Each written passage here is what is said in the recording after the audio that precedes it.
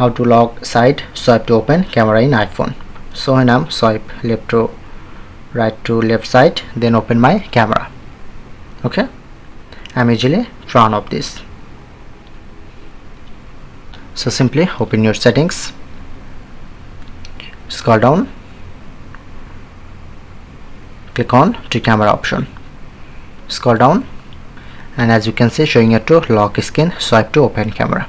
You just easily turn off. When you turn off this and I'm not open camera, use this feature. Okay, so some device has missing this option and provide solution. Open your settings, scroll down, press on general, go to your software update and make sure to update your iOS 26.1. I'm already update this, so this feature only showing here to iOS 26.1.